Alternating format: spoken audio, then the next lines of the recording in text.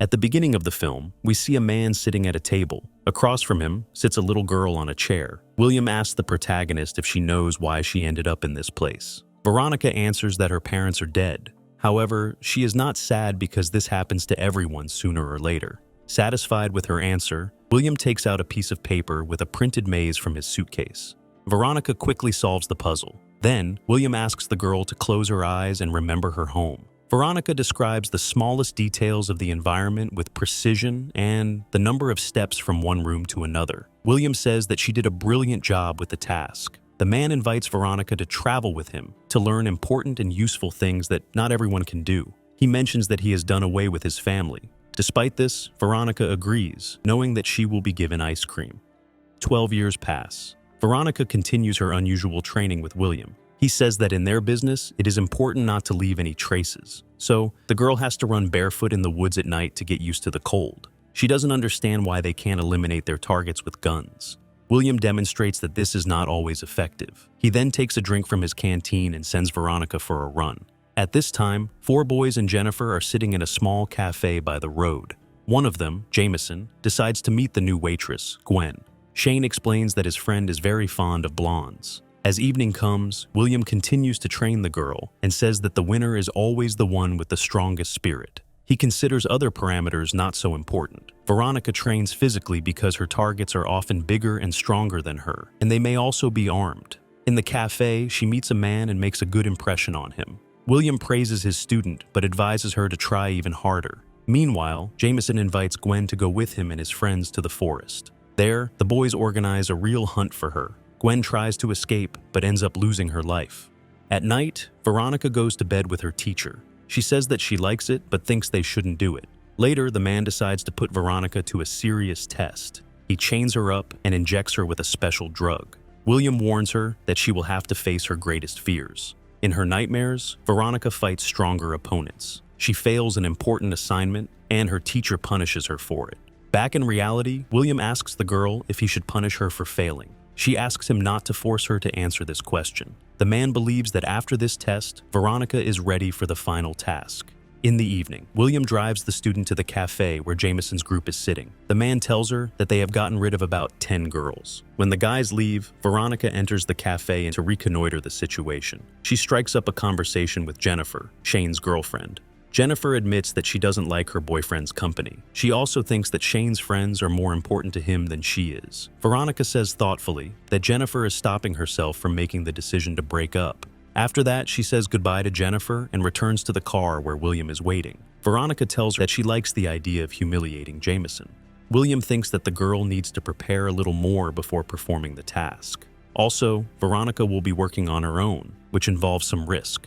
In a few days later, the girl in the white dress goes to a cafe. This immediately attracts the attention of Jameson, who brazenly sits down with her and starts flirting. After a cocktail, Jameson asks her out on a date on Saturday at 8 in the evening. He asks Veronica to come in a white dress, with clean hair and bright lips. Jameson promises that they will travel to another world together. Veronica studies her opponent and agrees to meet him. Finally, Saturday comes. Veronica fulfills all the guy's demands. Meanwhile, Jameson picks up Shane. The guy puts on a suit and says goodbye to Jennifer, saying that they'll be doing what they always do. Another friend of Jameson's, Nelson, is also preparing for the hunt, but before that he has dinner with his mother. Armed with a bat, Nelson soon gets in the car with Jameson.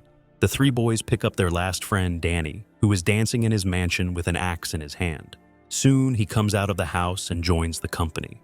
Danny is very excited about the prospect of a new hunt. Jameson does not tell his friends about the new girl, saying that everyone will see for themselves how special she is. Meanwhile, Veronica is waiting for Jameson outside the diner in a red dress, standing on the street. Danny is humming a song cheerfully. When he sees Veronica, he immediately starts complimenting her and puts her in the car. Jameson asks him not to overdo it so as not to scare the girl. The car starts driving down the highway. Nelson takes out a bat and knocks down the road signs on the poles. Danny suggests that Veronica try to do the same. She deliberately hits not too hard to lull the criminal's vigilance. Meanwhile, the boys make double entendres as they discuss their past victims. Jameson says again that they are going to another world. Finally, the car pulls into the woods. The boys get out first, then Jameson leads Veronica deeper into the thicket. Suddenly, he jumps out from behind the bushes and leads her to a strange clearing with a sofa. When Veronica sits down, the boys begin to look at her greedily. Danny invites her to play a game with him. Veronica agrees, but before that she offers everyone a drink. The boys pour themselves a drink from a flask, not knowing that it contains special substances that cause their worst fears. Jameson then suggests a game of truth or dare. Veronica asks him what the worst thing he has ever done is. Looking at his friends, Jameson tells them that when he was 10 years old, he was hunting a rabbit with his father. He only wounded the animal, but was unable to kill it when he looked it in the eye. Jameson says that he had to finish the rabbit so that it would not suffer, and adds that a person must also destroy someone to become stronger. He eats the worm alive, but is surprised that it doesn't scare Veronica. The guy says that people like her start screaming and praying to God in the face of death. Danny approaches Veronica and asks her to hit him, saying that true pleasure always comes through pain. Veronica then has to allow herself to be tied up with her hands behind her back. She asks Jameson to tell her about Gwen. The guy lies and says he doesn't know such a girl, and then shows Veronica her next task. He says that she has a head start of 5 minutes, after which he and his friends will start looking for her. If they find her, they will immediately send her to the next world. Jameson advises Veronica to be quiet and run away as fast as possible to make the hunt more interesting. After a minute, Danny can't stand it anymore, and screaming rushes after the girl into the forest. Soon, the rest of the boys split up to find Veronica. Meanwhile, the girl runs as fast as she can and frees herself from the belt on her arms.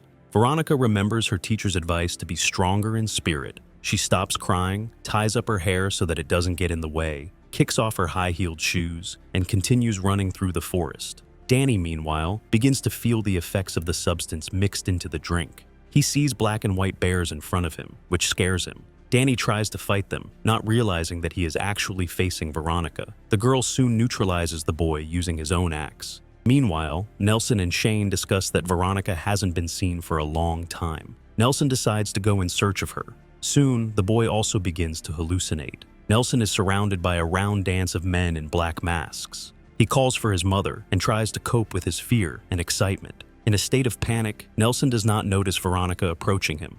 The girl attacks him, knocks him to the ground, and neutralizes him. Before he dies, Nelson sees his mother kissing him. Meanwhile, Jameson finds what's left of Danny. Not at all upset, he returns to the clearing and sees Jennifer, who has come to look for her boyfriend. Jameson starts flirting with her, which Shane notices. A serious quarrel breaks out between the boys. Jameson tells Jennifer what they are doing in the woods, and then he is going to take her life. Shane defends his girlfriend and attacks his friend. He approaches Jennifer and tells her that he will always love her. However, after that, Shane starts strangling the girl. Veronica suddenly appears in her place. Everything that happened was just Shane's hallucination. Soon, Veronica neutralizes Shane and runs away to a small pond. Jameson finds her there, approaches the pond, and sees Veronica exhausted.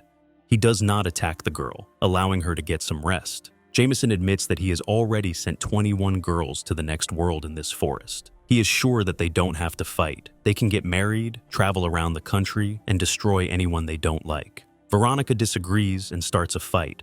After a while, the girl manages to defeat Jameson.